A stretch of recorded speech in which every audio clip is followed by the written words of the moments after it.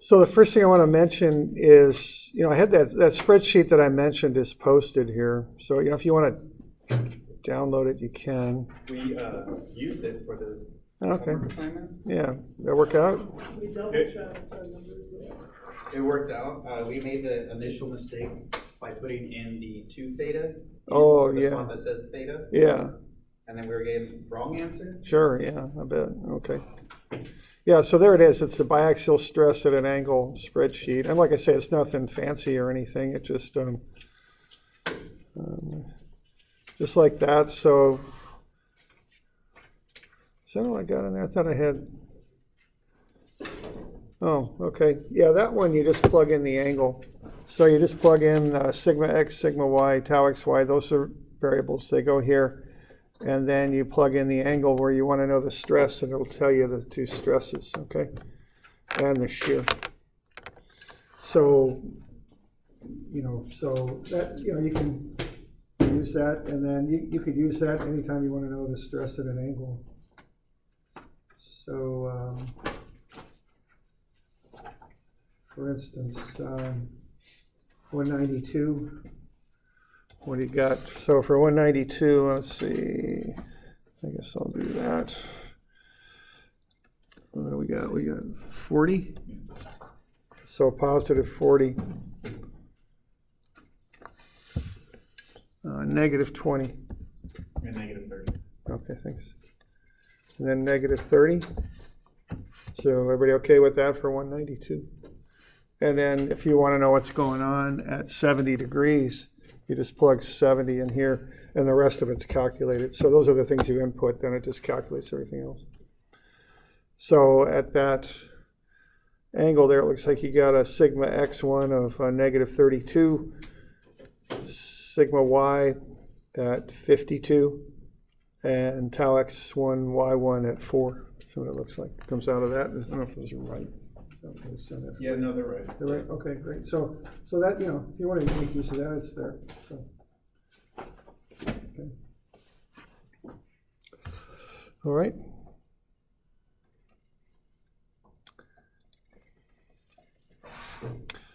All right. Now let's see. We've got some of these to work through. Why don't we just start on 191 or 2, and let's just see if we're all good on these, and start with that, and then we can get into the newer stuff that I assigned that's due Monday. So, okay, 191. What this stuff is, what this biaxial stuff is it assumes that you know what is happening on the x and y planes.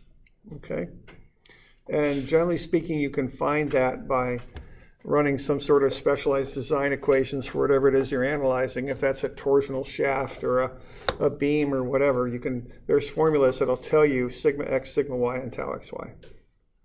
So what we got there for these is sigma x is the stress that acts on the x plane. Now the x plane is normal to the x-axis. That's how the x-plane is named. Okay, come on, get over there. There we go. Okay, so sigma x there is compressive, so it's negative 18,000 psi. All right. And then sigma y is on the plane that is normal to the y-axis, so that's negative 4,000. So are we good with that? And maybe an easier way to remember it is sigma x is the stress at x in the x direction, and sigma y is the stress at x in the y direction. I mean, that might be the easiest way to remember that stuff, okay? Now, tau xy, just by convention, is the stress that acts on the x plane. The x plane is normal to the x-axis. So the x plane is right here, okay? That's the x plane. The stress that acts on that plane pushes up, so that would cause a counterclockwise rotation. So that's positive. Okay. Good with that? And then what you do is you've got those things to input into the formula. we're looking at 60 degrees. The standard plane that we measure angles from is the vertical plane. We're going counterclockwise at 60. So that gets us to this plane. We plug that 60-degree angle in, we double it, and put it into the formula. Okay. And you can come up then with the stress on the 60-degree plane, negative 5.768. Okay. This is biaxial. Yes, two axes. Yeah. And so that's when we go from the vertical when we're in reference to the angle. When it's a uniaxial, meaning there's just one force. Yeah. Then we go from the standard cross section. Right. Right. Yes. And a Triaxial. little embarrassing to admit, but what exactly is like the standard cross section? Standard cross section is, and just to illustrate, I'll just put it at an angle. I mean, you can do whatever the heck you want on these, but say we got it something like that. Mm-hmm. Standard cross section is that. For usually you're dealing with a bar, or something for uniaxial, generally speaking. So it's so it's just the cross section of the bar. And so it's what would cut through this, I guess, the center. Yeah. No matter what angle that's at. Well, it cuts.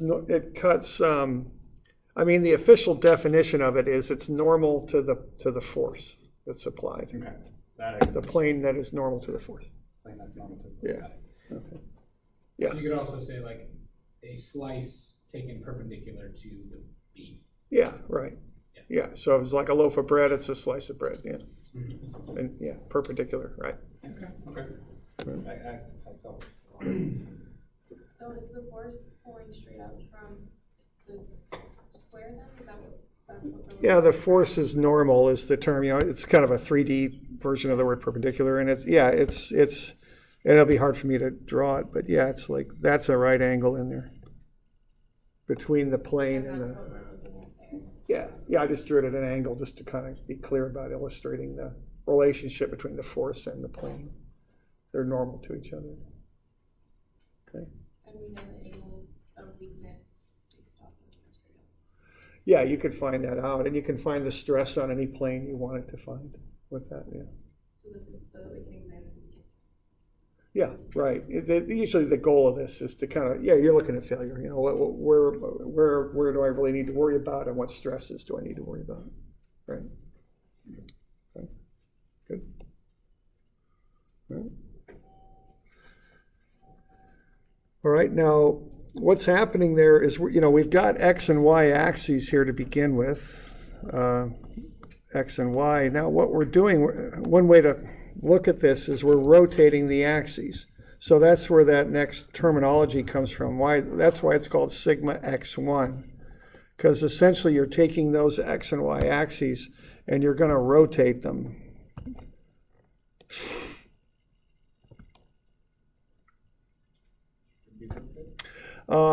It's just, I'm always touching something. Operator error. I'm just touching the screen while I'm pushing a button and it confuses it. It happens a lot because it's hard for me to write without touching the screen. All right, so if we rotate the axes like that, that becomes the X prime axis.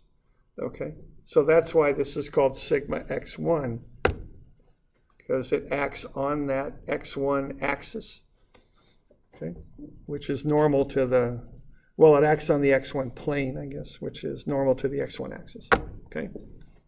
So that's where that terminology comes from. Now, this is the y1 plane up here. So if I want to find the stress on that plane up here, I could call that sigma y1 at 60, or I could take my rotation angle to be 150 and call it sigma x1 at 150. Those reference the same thing, okay? They both call out the same stress on the same plane. And so the nomenclature gets a little funny here, that's why I'm calling this out, okay? We're good with that? Okay. You can just run the same formula with a new angle if you wish, or you could use this shortcut formula, which is on your formula sheet. Either way, okay, to get that second normal stress.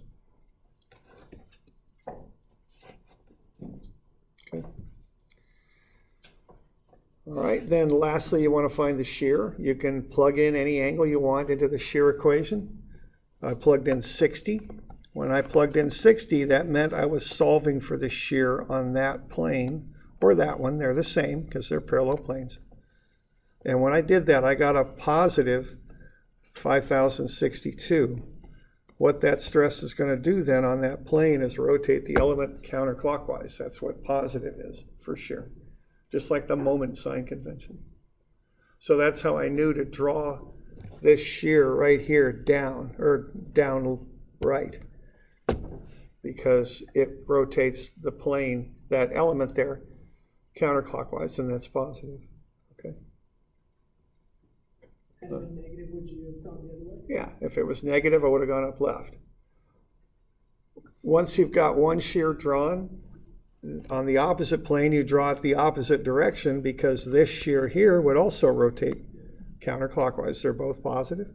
The other two shears meet in the corners. That's how you do it. All right.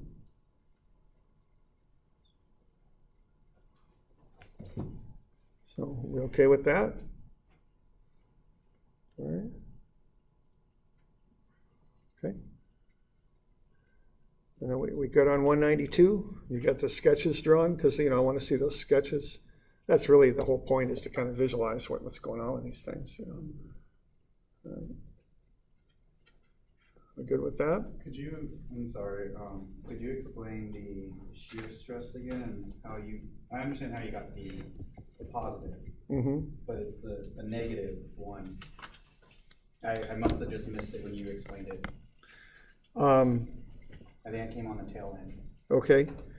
Well, what's up is, first thing, I ran the numbers for 60 degrees. I got a positive shear stress. That meant that this shear stress here goes in the positive direction, meaning it rotates. Now, the other two shears, this shear leads directly to one on the other side. They both go opposite directions because they both cause that counterclockwise rotation. The other two shears meet in the corners. The arrowheads meet in the corners. Right. So the other two are going to be negative then. Okay, so that's just, so it's not necessarily a calculated no equation that we right. use to get it. Okay. Once you find one shear, you've got them all. Okay. They're all equal in magnitude. They just point different directions. Is all. Okay. All right. Can you go back to the 192 problem that you just set up? The sketch, or Yeah, that one. Uh-huh. So when I ran the numbers for the tau x1, y1, I got positive 3.7. So wouldn't the arrows on the two arrows going vertical be flopped? no, because you found tau x1, y1 470 degrees. So you're finding the shear on that plane, and you got a positive result. Yeah. Which means this shear rotates the element counterclockwise. That's the one you're looking at. Okay. And that arrow is equal to the BC one. So if I calculate the BC one, I'm going to run the 140 angle. If you calculate BC, it'd be 160, right? And you would have get a negative 3.7, yeah, had you done that. Okay.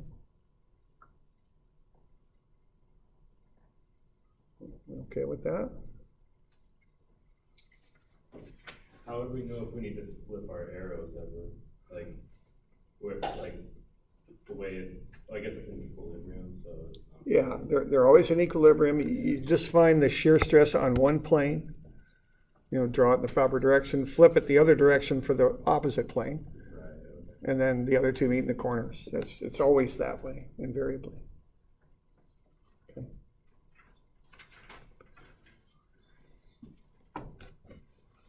Okay. So we should list our tau as positive or negative?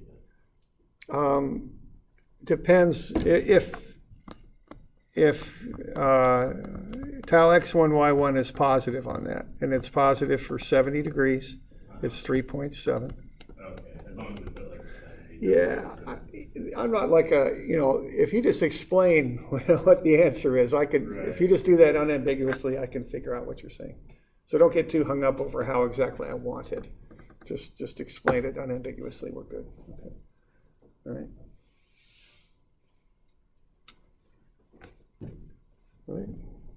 other questions?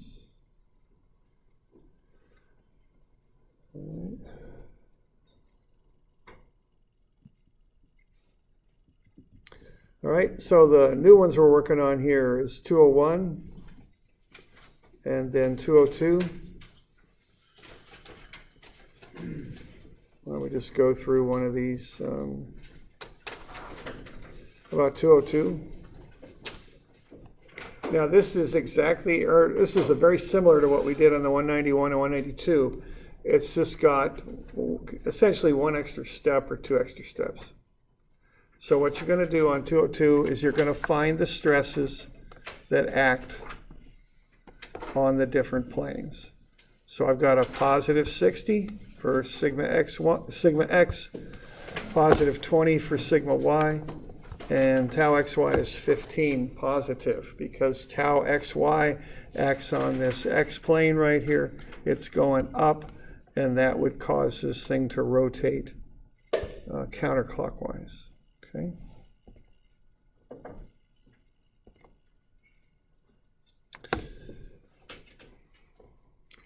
Okay, so that gets me sigma x, sigma y, and tau xy. Now the next thing you have to do that's different on these is you're not told find the stress at such and such an angle. You got to figure out what angle it acts on, because what you want here are the principal stresses, the max and min. So what you do, you run this little formula here, tangent 2 theta, tau xy over sigma x minus sigma y over 2. And you plug this stuff in, and you get tangent of 2 theta is 0.75. Okay. Now, once I get that, I do an inverse tangent, and then I just run through all four of these things. So when I do inverse tangent, I'm going to get 2 theta is 36.87. I'll take half of that. That'll get me theta 1 is 18.43. That's one of the principal planes, as they're called. That's one of the planes where you've got the maximum or minimum normal stress. Add 90 to it, you get 108.43. Double that, you get 216.86. So you kind of just go through that sequence, because you need the single thetas tell you the angles at which these principal stresses act, but the formula calls for 2 theta, so I want those 2 theta angles to plug in there. So while I'm doing angles, I just run them all and just get them, okay? And then they're ready to go. So that's essentially the big extra step that we got to do now, because there's some particular angle where the maximum and minimum stresses act, and you got to figure out what angle that is, okay?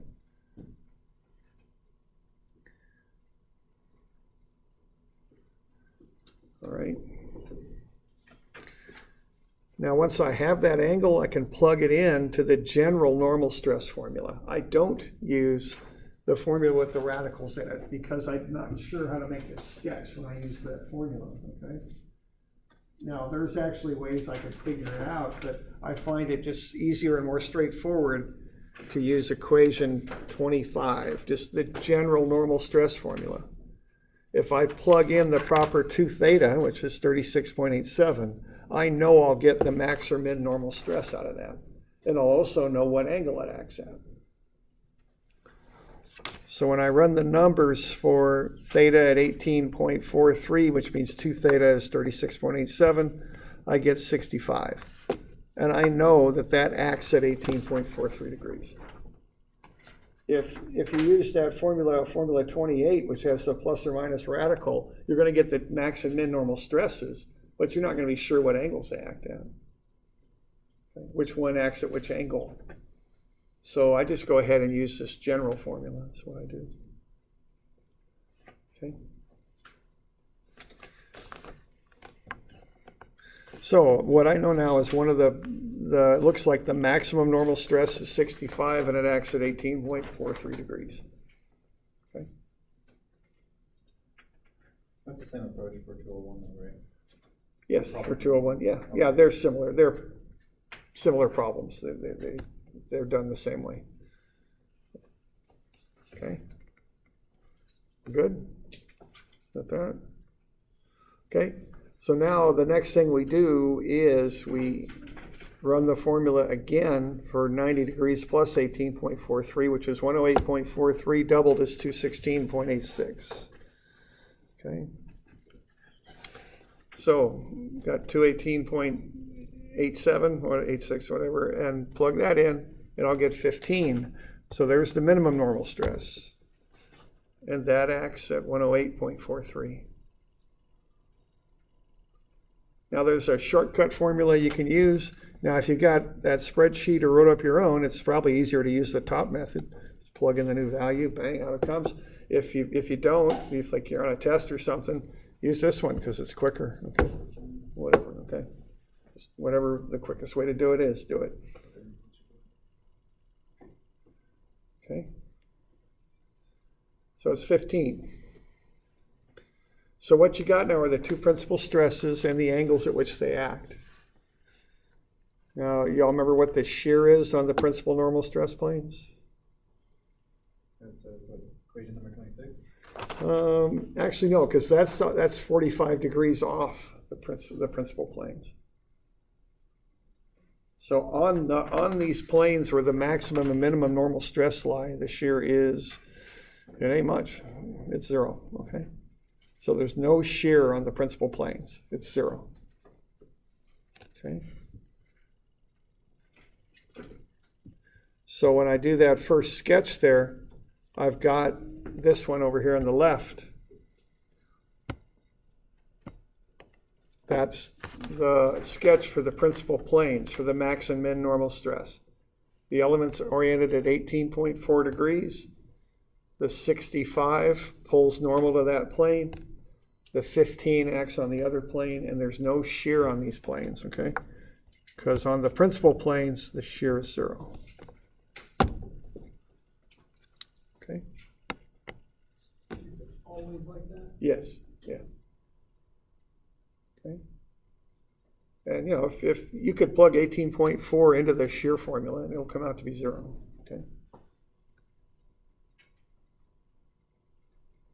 So whatever our principal angle is that we calculate, the shear will be 0 on that specific. On that plane, yeah. Right. And that's why we add the 45? Yeah, Okay. because the maximum shear acts 45 degrees off of that principal normal stress plane. So this is a little different than what we did before. Before we said find the normal stress and the shear stress at these particular angles.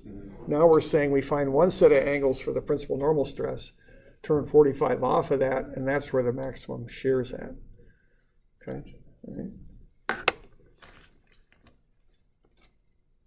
Okay. We're good with that? Okay. Now, what you can do next is find the angle at which the maximum shear acts. It's 45 degrees more than 18.43, so it's 63.43. Double that, you get 126.86.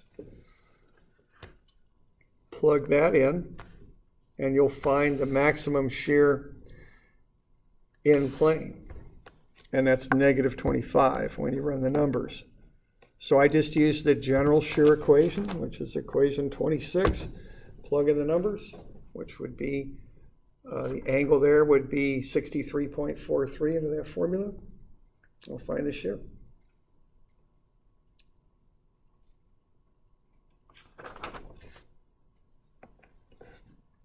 Okay. And it comes out to be negative 25. Now on that plane, you've got the average normal stress is what acts on that plane, and that comes out to be 40. So we're looking at two different elements now. The principal element has no shear on it. 45 degrees off of that, you have the maximum shear and the average normal stress. Okay. So the shear plane looks like that. So we got a negative shear at 63.4 degrees. It's negative 25. So this shear at 63.4 degrees will spin the element clockwise, which is negative, okay?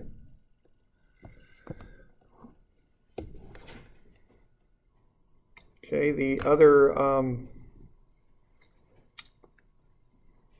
other shears are positive on the other two planes. They meet there in the corners. So we start off with the orange one there on the bottom, this one. The one on the top goes the opposite direction. And then the other two meet in the corners. Like that, okay? And on every plane then we have the average normal stress. Okay, yeah, question there? It's about the average stress. Mhm. Was that an equation? I didn't find it on the equation sheet, other than equation 30, but it didn't show the averages, so. Well, equation 32 has sigma average. You do have to remember that sigma average is what acts on the maximum shear planes. But sigma average is just sigma x plus sigma y over 2. Sorry, not so, I jumped it to tau max. Oh, tau max? Yeah. Yeah, that's another kind of shortcut formula. If you want to find the maximum shear, you could use that formula there. And we can derive those here in just a second. Are we okay with this stuff? It's it's a lot of stuff. I know that's just stuff to remember. Okay.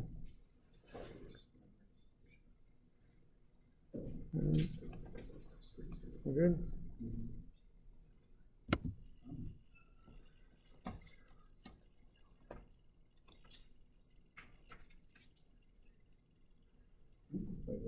Is that memorizing?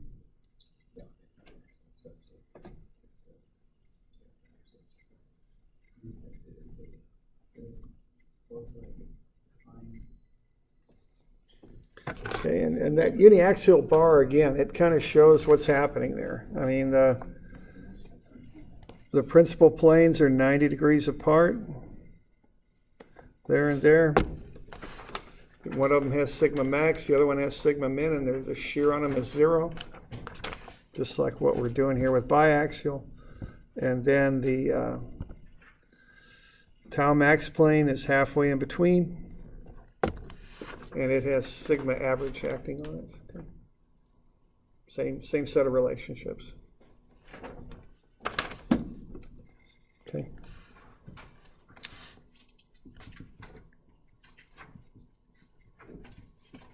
Okay.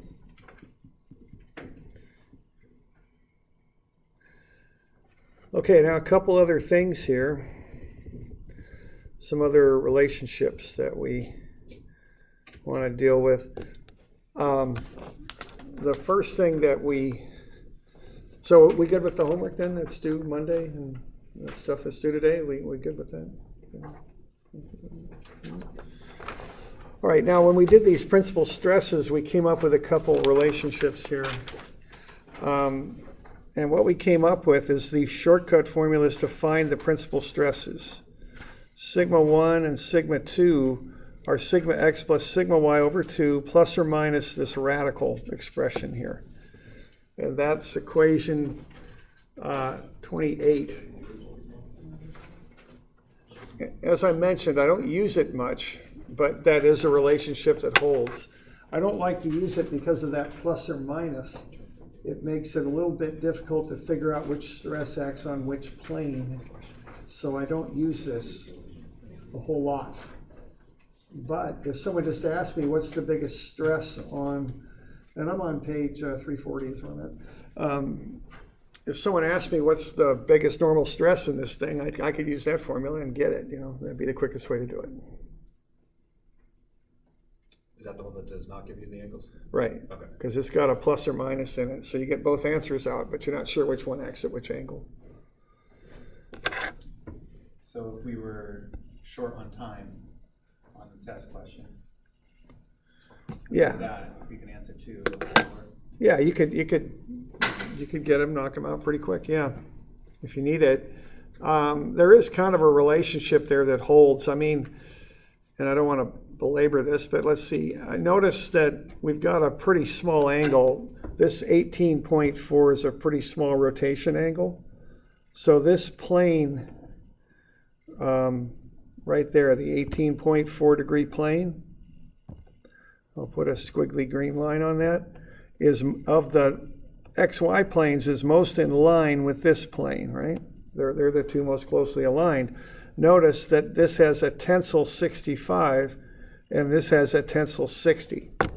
That's not a coincidence, you know. There's a certain amount of common sense there that the plane that's most closely aligned with this green squiggly plane over here has the stress that's most like that stress. It's tensile and it's about equal in magnitude. And same thing with the other one. Kind of running out of colors here, so I go purple. This plane here is most closely aligned with that plane there, right? And the stress on that plane is 15 tension, that's 20. I mean, the planes will line up. Is that just like finding the x and y coordinate of that one force with using that specific angle? Yeah, pretty much. I mean, the plane that's most in line, the planes that are most alike are most closely in line. Is that the easiest way I can say it? No, I mean, I understand what you're saying. Yeah, so it's just about angles, really. You know, if that angle instead of being 18 were 80, then it would be the other way around, you know, because you'd be rotated quite a bit further over and that plane would be more closely in line with the other over here, so you'd change it. But that's the general rule, okay? All right, for what it's worth. But, you know, I often just assume I'm stupid and proceed from there, and I do a lot better in life. So what I do, I just plug the angle in, get the answer out, and boom, I'm good, okay? It's just easier, okay? Yeah.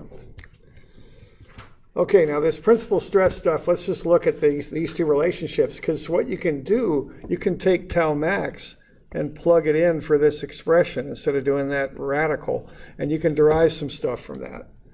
So sigma 1 and 2 are sigma x plus sigma y over 2 plus or minus tau max, see? Because the radicals are equal on those two expressions, okay? So that means sigma 1 is sigma x plus sigma y over 2 plus tau max, and sigma 2 is sigma x plus sigma y over 2 minus tau max. So I can take the difference between sigma 1 and 2, and I'll get sigma x plus sigma y over 2 plus tau max minus sigma x plus sigma y over 2 minus tau max, and these expressions cancel. So what I get is sigma 1 minus sigma 2, the difference in the principal stresses, is 2 times the maximum shear. So the maximum shear is plus or minus the difference in the between sigma max and min, the principal stresses. Okay, and that's equation 30. Okay.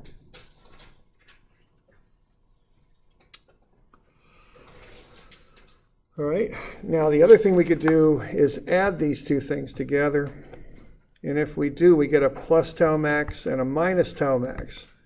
And then we get sigma x plus sigma y over 2 plus sigma x plus sigma y over 2. So we get sigma 1 plus sigma 2 is sigma x plus sigma y. And that's that equation we've been using, equation 31. That's that shortcut equation is what that is. Okay. So there's a couple little derivations of those equations, 30 and 32.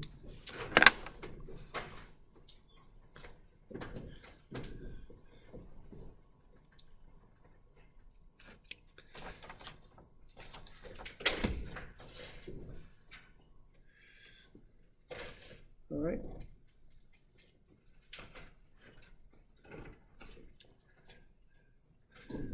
So that's a couple of derivations for those shortcut equations. And then there's another little thing here that we want to understand about shear that can come up every now and again. So it's something that we want to be aware of. And that's this little relationship here. What the heck's going on here? Is this homework? Yeah, it sure is.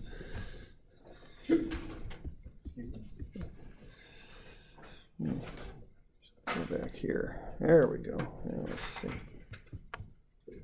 right here.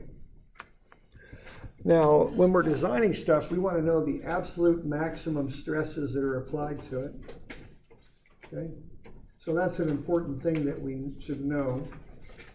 And the shear can get a little tricky, and this is on page 360.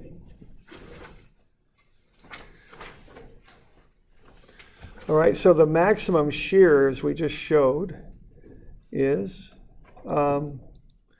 sigma max minus sigma min over 2, and there's a plus or minus on that. Okay. Now, if you're working in the XY plane for a biaxial loading, sigma max and sigma min are sigma 1 and sigma 2. You can call them whichever you like. But there's actually a third sigma acting on these elements, and that's sigma z. Even though we're just doing biaxial loading in the x and y direction, there is a third dimension. And if we're doing biaxial loading, the stress in the z direction is 0. So you have to consider that when you're looking at this relationship here, when you want to find the maximum shear. Okay? Even though we're not really analyzing z, it's there. It's just 0 when you're doing biaxial loading. But you have to consider the fact it's 0. And I'm on page 360 is where I'm at. So let's take this example right here. If I've got stresses, principal stresses of 50 and minus 10, what I would do with my tau max formula is plug in 50 minus a negative 10 over 2, and that would get me plus or minus 30. Okay, that would be tau max. But that's tau max in plane. In the plane. That acts at 45 degrees to the principal stresses that I'm showing here, like so. But I should also look at this thing from the edge, okay, and consider that as well. So if I look at this thing from the edge, I'm looking at it like there, okay? And what I've got this way is I've got 50. I better get on a darker color here.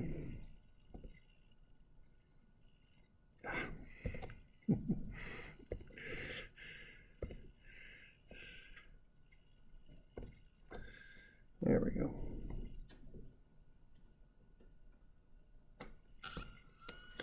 So the stresses on that edge, that top edge, are 50 and 50, like so. Those are 50. But what's the stress coming out this way? 0, because that's sigma z. So if I want to find the shear cracking at 45 degrees across that, I take 50 minus 0 over 2 and do a plus or minus on that, and that'll come out to be plus or minus 25. So I got to consider both cases and pick the bigger of the two. So if I'm going to design this particular one for shear, tau max, the biggest tau max absolute, as I'd call it, would be tau max in plane. 30 is the bigger of the two. Okay. Yeah. So if in the z direction, if we had a force in the z direction, Triaxial loading, then is what that's called. is that what caused contortion, or is that? Well, torsion is just. It can. It just depends if it's offset from an axis. When I think of torsion, I think of a drive shaft coming out of a motor, and then a torque going around the shaft, spinning the shaft. So something in the z direction doesn't necessarily mean it's gonna. No, turn. Okay. not necessarily. No. If it's a central kind of load, I don't think it would. Yeah. All right. Now, in the example below, I've got 50 and positive 10. So when I do tau max in plane, 50 minus 10 over 2 is plus or minus 20.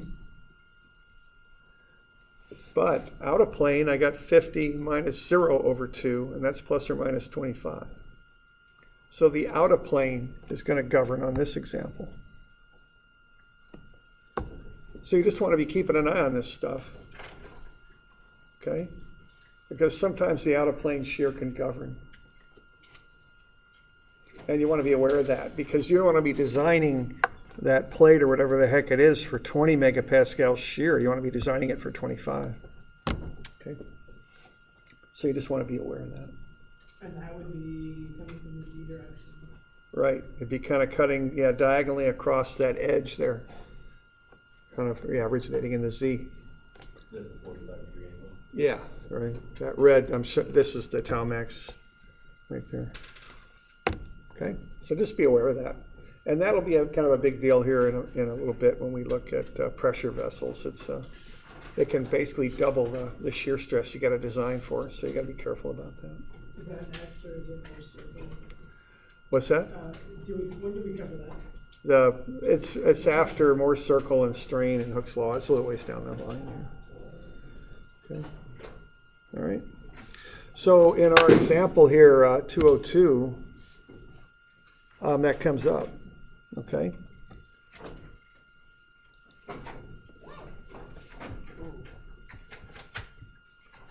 Because when you find tau max in plane, it's 25. But when you find tau max out of plane, it's 65 minus 0/2. It's plus or minus 32.5. Okay. So that's where that comes from. That's where that answer came from. Makes more sense than Yeah. Makes more sense. Yeah. Or at least, because we have like 7 slots. Yeah, I kind of got all those answer things at the bottom just over. Okay, now the general rule on this one, and I know there's just so much stuff to remember, but I'll just, yeah, there are. I know, there are.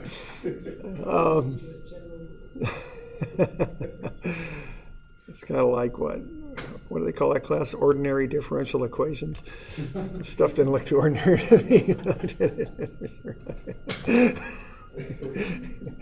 Anyway, okay, the general rule on this one is if the in-plane principal stresses have opposite signs, the in-plane shear stress governs, because you're doing minus and negative. So if both the principal stresses have the same sign, or different signs, I'm sorry, if they have different signs, you're going minus and negative, so you end up adding. So the 50 minus a negative 10/2 is going to be bigger than the 50 minus 0/2. So if the signs on the principal stresses are different, the in-plane stress governs, in-plane shear stress governs. But if the signs of the principal stresses are the same, you're going to have 50 minus 10/2 in that example. 50 minus 0/2 will be bigger. So if the in-plane principal stresses have the same sign, the out-of-plane shear stress governs. That does make sense, because you have something more in. Yeah, because you kind of think of the shears as being a result of those pulls, the slipping. Yeah. Can you think of like a really good real life situation, type of material or a product that someone might run these kinds of calculations on? Yeah. It's just like a steel plate. Pressure vessel. What you got in a pressure vessel, it essentially acts like a balloon in the X and Y directions. So you're going to have tensile stresses pulling in every direction. Okay. So you take that little element out, and then you know the tensile stress is acting on it because we got some formulas for calculating that up. And then we got our little differential element, and then off we go. And what we're going to find with a pressure vessel is they really develop big shear stresses, which seems a little weird, but they do, and they would cut across like that. Torsional. Whatever pressure you put inside that vessel, would that just be the... It's a little different than that. It depends on the thickness of the tank and a few other things. So the dimensions and thickness of the tank will govern that. We'll get into that. Right, that sort of looks like, the tank's obviously curved. Yeah, you kind of, torsional shaft, you get into shears. Torsional elements are all about shears. So you get that side's going up, this one will be coming down, and then you can do all sorts of stuff on that. But sometimes you get torsional shafts that'll snap at 45 degrees. If you ever had like a cast iron shaft, let's say you're driving a hay swather somewhere and all of a sudden that drive shaft snaps on you. Not that that's ever happened to me or anything. And then you look at it, that thing will often crack at 45 degrees because so we'll get into some of this later. We do the theory first, then we'll look at the applications. Okay, so That'll do. So no, I don't have any homework today, so. Just 201 and 202. Yeah, due Monday, due Monday. Yeah, I know. I'm disappointed. We're getting behind.